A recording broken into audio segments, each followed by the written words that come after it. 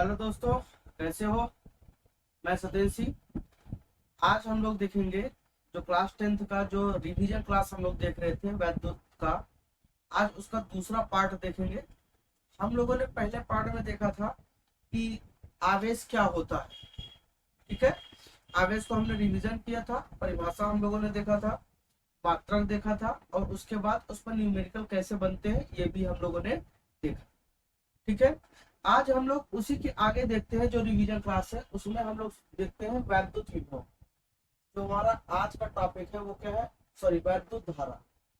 जो आज का टॉपिक है वो वैद्युत धारा है, इलेक्ट्रिक करंट। इलेक्ट्रिक करंट जैसा कि बच्चों आपने पढ़ा है। ठीक है, हम लोग रिवीजन क्लास देख रहे हैं। जैसा कि आप जानते हो कि जो चालक पदार्थ, जो वैद्युत पदार्थ होते हैं जिसमें वैद्युत प्रवाहित होता है, अगर इनको पदार्थ को देखा जाए तो वैद्युत की दृष्टि से तो तीन प्रकार से बांटा गया है। एक क्या होता है, चालक पदार्थ। एक क्या होता है, अचालक होता है। और एक क्या होता है, अर्धचालक। चालक ऐसे पदार्थ होते हैं जिनमें आवेश बहुत आसानी से प्रवाहित होता है या वैद्युत धारा बहुत आसानी से प्रवाहित होता है, उसे क्या कहेंगे, चालक पदार्थ। और उसमें क्या होता है अगर देखा जाए, हम यहाँ पे देख लेते हैं। जो पदार्थ होता है वो तीन प्रकार से बांटा जाता है। पहला हमारा क्या होता है, चालक पदार्थ होता है। अच्छा, चालक को हम लोग क्या कहते हैं, कंडक्टर कहते हैं, कंडक्टर। और चालक ऐसे पदार्थ होते हैं जिनमें जिनमें वैद्युत धारा, वैद्युत धारा या आवेश बहुत आसानी से, बहुत आसानी से प्रवाहित होते हैं, आसानी से प्रवाहित होते। ठीक है, और यहाँ से आपका पूछा जाता है केवल एक चीज कि इसके उदाहरण क्या है। पहला नंबर, जितने भी मेटेलिक पदार्थ हैं वो सब के सब क्या है, आपके चालक है।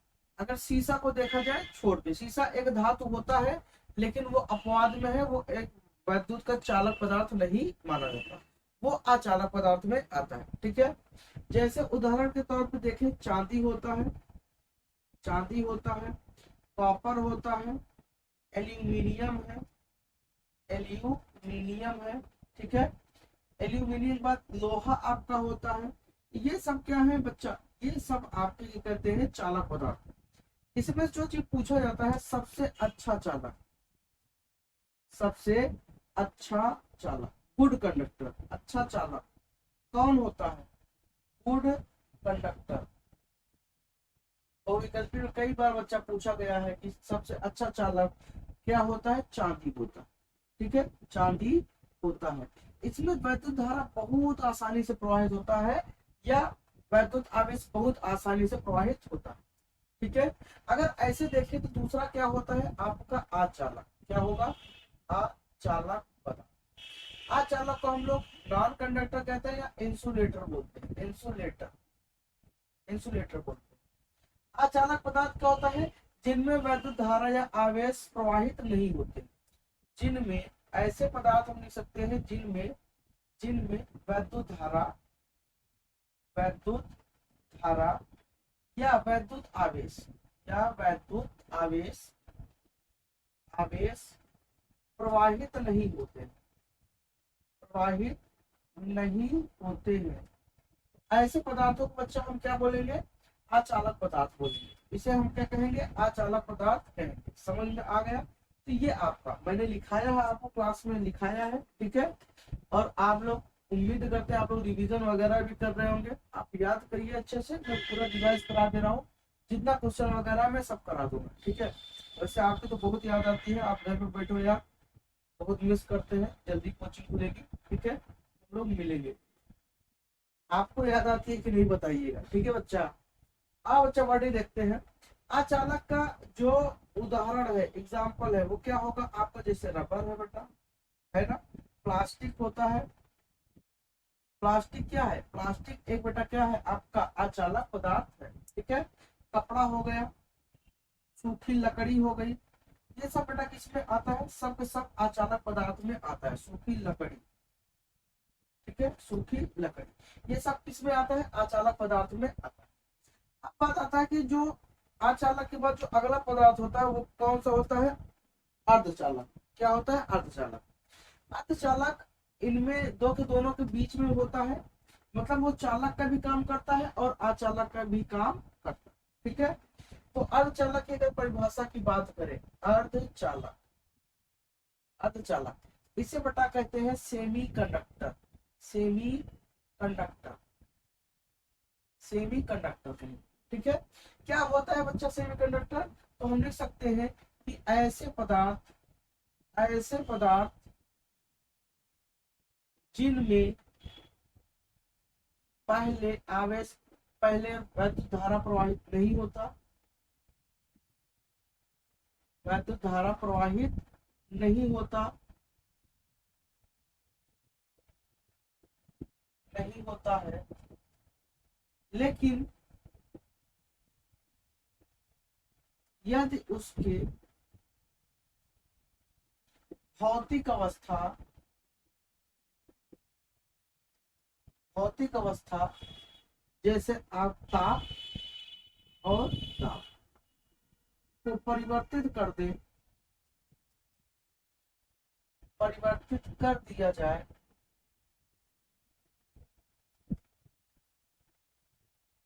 तो वैद्युत धारा, वैद्युत धारा प्रवाहित होने लगता है, प्रवाहित होने लगता है। तो अर्धचालक ऐसे पदार्थ होते हैं जिनमें पहले वैद्युत धारा प्रवाहित नहीं होता है, लेकिन अगर उसके ताप को, जैसे मान लो ये पदार्थ है, अगर ये आपका है, तो ये क्या होता है, जीरो टेम्परेचर पे आपका बच्चा क्या होता है कि आपका अगर यहाँ पे 0 केल्विन ताप पर अगर ये रखा है, तो ये एक इंसुलेटर की तरह व्यवहार करेगा, इसमें वैद्युत धारा प्रवाहित नहीं होगा चाहे आप जितना करंट दे दो। लेकिन जैसे इसे रूम टेम्परेचर, मतलब कमरे के तापमान पे, जैसे हम लोग रूम में है तो रूम का जो रूम टेम्परेचर होता है वो कितना होता है, लगभग 25 से 27 डिग्री सेंटीग्रेड होता है। अगर रूम टेम्परेचर पे अगर हम इसे रख देते हैं तो बच्चा इसी का जो ताप होता है वो बढ़ जाता है। जैसे ताप बढ़ जाएगा बच्चा, ये क्या होने लगेगा, ये एक चालक की तरह काम करने लगेगा, अर्थात वैद्युत धारा से प्रवाहित होने लगेगा। ठीक है, तो किसी अचालक पदार्थ का, अर्धचालक पदार्थ का अगर हम ताप को क्या करते हैं, चेंज करते हैं या दाब को चेंज करते हैं, तो उसकी भौतिक अवस्था क्या हो जाएगी, बदल जाएगी, जिसकी वजह से वो एक चालक की तरह काम करने लगेगा। ठीक है बच्चों, जैसे अगर हम इसका उदाहरण देखें तो सबसे बेस्ट आपका उदाहरण होता है सिलिकॉन होता है, सिलिकॉन और जर्मेनियम, सिलिकॉन और जर्मेनियम, ये आपके दो ऐसे उदाहरण हैं जो अर्धचालक के सबसे बेहतरीन उदाहरण है। जर्मेनियम, हालांकि अगर आप आगे जाओगे 12 में पढ़ोगे तो और अच्छे लेवल पे इनके बहुत से, ये तो आपका एलिमेंट के रूप में है, तत्व के रूप में है, आपको यौगिक के रूप में देखने को मिलेंगे, और इसके बाद यही अर्धचालक आपके पॉलीमर के रूप में भी देखने को मिलते हैं। ठीक है, तो हमने देख लिया जो वैद्युत पदार्थ होते हैं उनको हमने देख लिया, रिवाइज कर लिया। इनमें से आपके लिए सबसे ज्यादा इंपॉर्टेंट यही है कि ये सिलिकॉन और जर्मेनियम, ये किसके उदाहरण है, ये क्या है, कभी कभी पूछा जाता है निम्न में से अर्धचालक कौन सा है, 4 उदाहरण दे देगा, उसमें से सिलिकॉन या जर्मेनियम आपका उपस्थित होगा, तो उसको क्या करना पड़ता है, टिक करना पड़ता है। ठीक है, या फिर दे देगा आपका सबसे अच्छा चालक कौन सा है, 4 ऑप्शन, तो चांदी होता है सबसे अच्छा चालक। ठीक है, अब यहाँ पे बात करते हैं बच्चा किसका, वैद्युत धारा का। हमने कहा कोई चालक पदार्थ हम बच्चा ले लेते हैं। ठीक है बच्चा, कोई भी चालक पदार्थ हम ले लेते हैं जिसमें वैद्युत धारा प्रवाहित हो सके, वही तो चालक पदार्थ होगा। बोलिए, अगर ये हमने बच्चा चालक पदार्थ ले लिया और इसमें क्या हो रहा है, वैद्युत धारा हमने क्या कर दिया, प्रवाहित कर दिया, तो हमने देखा कि अगर यहाँ से वैद्युत धारा जा रहा है तो यहाँ पे क्या होगा, बहेगा। और यहाँ पर हम क्या करते हैं, हमने कहा कि चालक ऐसे पदार्थ होते हैं जिनमें आवेश प्रवाहित होता है, तो यहाँ से बच्चा आवेश जाना शुरू कर दिया। यहाँ से हमने देखा, हमने ये सेक्शन ऐसे ले लिया, हमने यहाँ देखा, हमने देखा कि टी समय में, कितने समय में, टी समय में, टी एक परफेक्ट टाइम होगा, एक निश्चित समय होगा, ठीक है, डेफिनेट टाइम होगा, वो बदलेगा नहीं, वो आपका टी 1 सेकंड हो सकता है, टी 20 सेकंड हो सकता है, कुछ भी हो सकता है। तो हम कहेंगे किसी निश्चित समय में किसी सतह से जितना आवेश गुजरता है वही क्या कहलाता है, उसका वैद्युत धारा। तो हम कह सकते हैं एकांक समय में आवेश प्रवाह की दर को ही क्या कहते हैं, वैद्युत धारा कहते हैं। तो हम यहाँ लिखेंगे किसी चालक पदार्थ से, किसी चालक पदार्थ से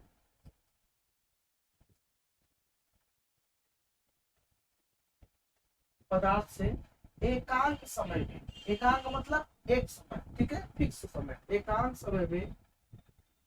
समय में आवेश प्रवाह की दर, आवेश प्रवाह की दर को वैद्युत धारा कहते हैं। आवेश प्रवाह की दर को वैद्युत धारा कहते हैं। और आप बच्चा जानते हो बच्चा पार्टी कि आपका जो वैद्युत धारा होता है वो आई से प्रदर्शित करते हैं, तो इसे स्मॉल आई से प्रदर्शित करते या दिखाते, ठीक है, इसे स्मॉल आई से प्रदर्शित करते दिखाते। आप जानते हो वैद्युत धारा बराबर बच्चा क्या होता है? वैद्युत धारा बराबर आपका होता है आवेश बटा समय, आवेश बटा बच्चा समय।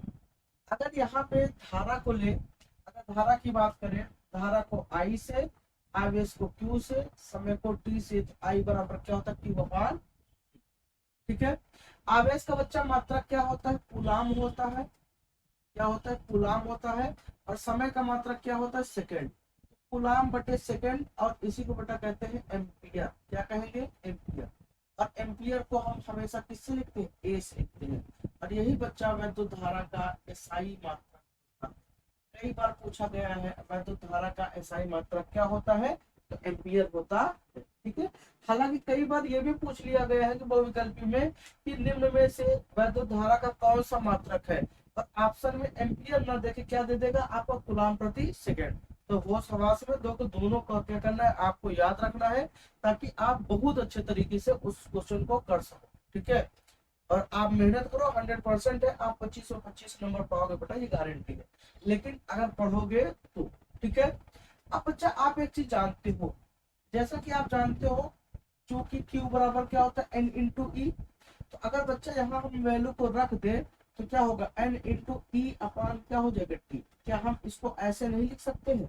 लिख सकते हैं ना। तो ये भी आपका एक फार्मूला बन गया। कोई दिक्कत बच्चा समझ में आया?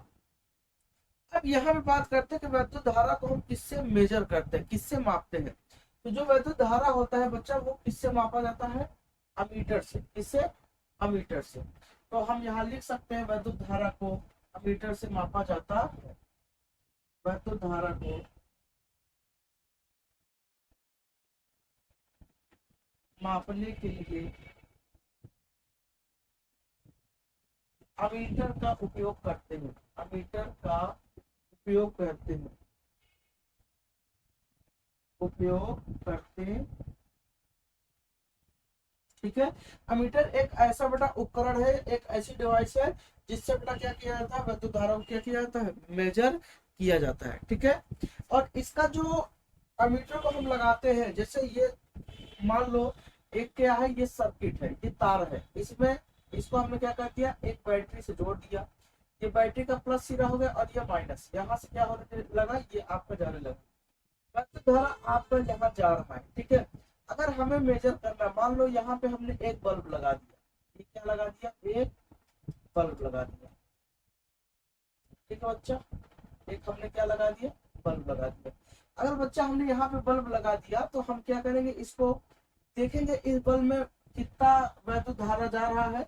तो हम हमेशा इसके कहाँ लगाएंगे? श्रेणी क्रम में। कहाँ लगाएंगे? श्रेणी क्रम में। ऐसे ही हम लगाते हैं।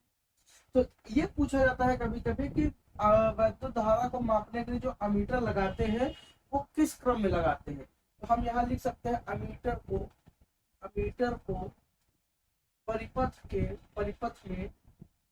परिपथ में श्रेणी क्रम में लगाया जाता है, श्रेणी क्रम में लगाया जाता। तो बेटा जो एम्पियर है, जो अमीटर है, या एम्पियर मीटर भी इसे कहते हैं, तो जो अमीटर है उसको हम किसमें लगाते हैं? श्रेणी क्रम में यूज करते हैं, ठीक है ना। अब यहाँ पे बात आया कि इसका जो मात्रक होता है वो एम्पियर होता है। तो कभी कभी बच्चा आपका पूछा जाता है कि एक एम्पियर को परिभाषित कीजिए। एक एम्पियर की परिभाषा भी लिखने के लिए यहाँ पर आता है, ठीक है। एक एम्पियर आप जानते हो बच्चा, अगर हम यहाँ लिख ले यदि Q बराबर कितना? एक कूलाम, और T बराबर कितना ले ले? एक सेकंड, ठीक है। मान लेते हैं, माना यदि Q बराबर 1 कूलम और T बराबर कितना 1 सेकंड। तो यहाँ से बच्चा आपका I बराबर Q अपान क्या होता है T। I बराबर Q का मान 1 कूलम, T का मान 1 सेकंड। कूलम प्रति सेकंड को हम लोग क्या लिखेंगे 1 एम्पियर। क्या लिखेंगे 1 एम्पियर। तो बच्चा परिभाषा क्या बना, यदि किसी चालक, देखिए समझिएगा बस यही समझिए, यदि किसी चालक पदार्थ में ही तो क्या होता है वैद्युत धारा प्रवाहित होता है। तो हम लिख सकते हैं यदि किसी चालक पदार्थ में अब यहाँ पे कितना है 1 कूलम का आवेश आपने प्रवाहित किया है, उस चालक पदार्थ में आपने 1 कूलम का आवेश दिया। मान लो ये चालक पदार्थ है, इसमें आपने 1 कूलम का आवेश 1 सेकंड में क्या किया है प्रवाहित किया है। तो उससे प्राप्त जो धारा होगा बच्चा वो कितना होगा 1 एम्पियर होगा। क्या होगा 1 एम्पियर।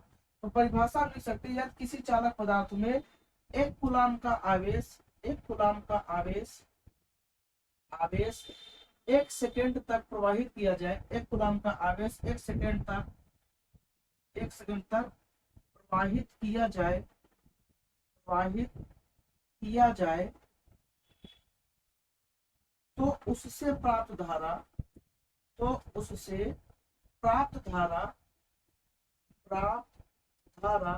1 एम्पियर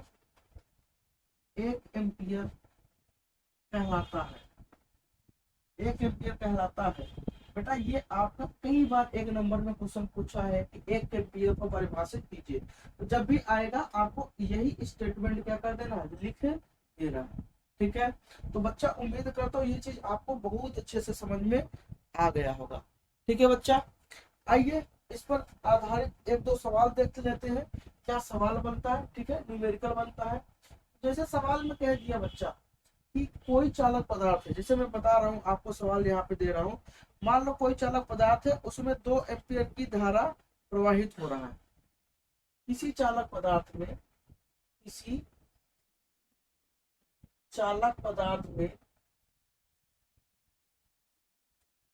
20 कूलम का आवेश 2 सेकंड तक प्रवाहित होता है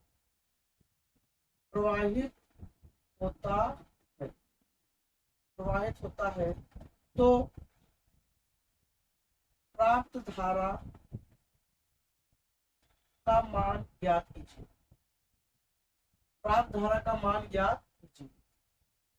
ठीक है बच्चा, यहाँ पे देखिए 20 कूलम का आवेश, तो यहाँ बच्चा किसका मान दिया है Q का, कितना 20 कूलम।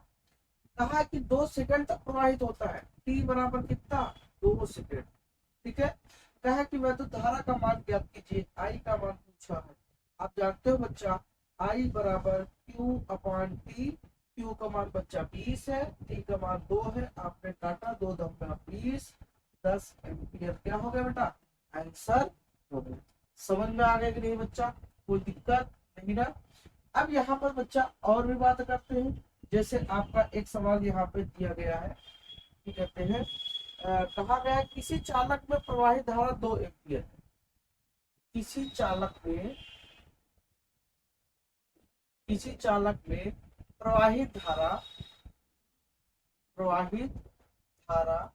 2 एम्पियर है।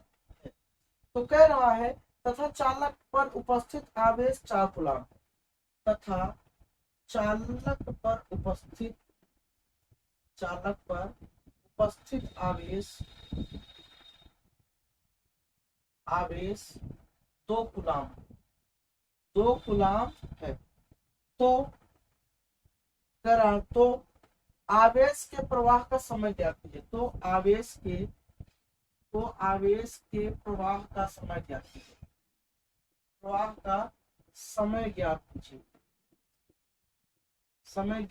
कीजिए। ठीक है बच्चा, कहा है कि प्रवाहित धारा कितना है 2 एम्पियर है। तो आई का मान बच्चा पार्टी कितना है 2 एम्पियर। चालक पर उपस्थित आवेश कितना है 2 कूलम।